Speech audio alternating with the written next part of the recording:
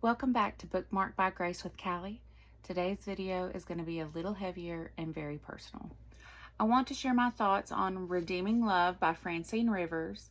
I'm rating it a 3.5 out of 5, and I want to be upfront.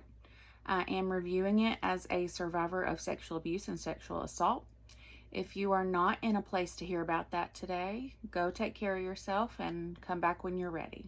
Redeeming Love is a retelling of the biblical story of Hosea set during the California Gold Rush. It follows Angel, who was sold into prostitution as a child, and Michael, who God has called to marry Angel and love her unconditionally. Reading this book was complicated. There were a few times that hit way too close to home and not always in a healing way.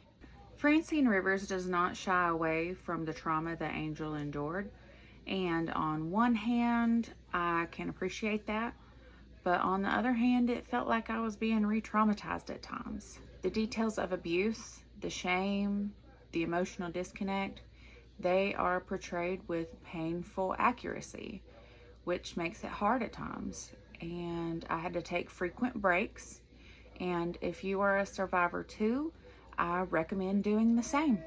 If you're someone whose healing is deep-rooted in faith, then this book might speak to you in a profound way. I understand the message that Rivers was trying to convey, and that is that God's love is constant, even when we feel like we're too broken.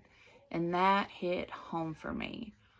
But I wish that the book emphasized more on self-healing and self-love.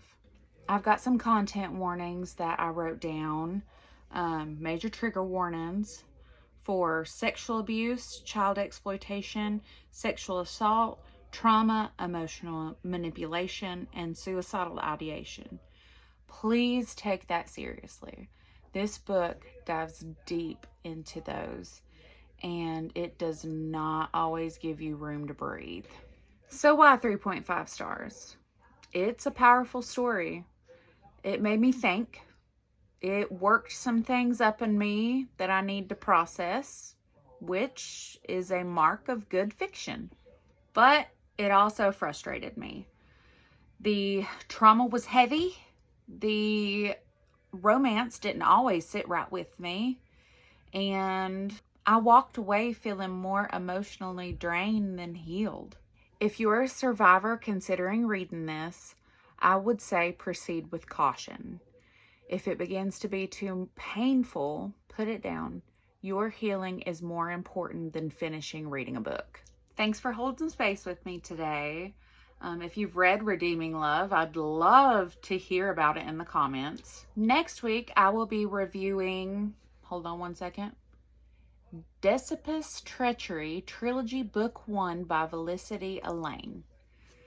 A Christian post-apocalyptic romance.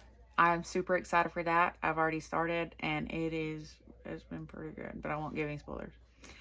Until then, take care of yourselves, and always remember to have your heart stay open, your mind stay renewed, your bookmarks always leading you back to grace.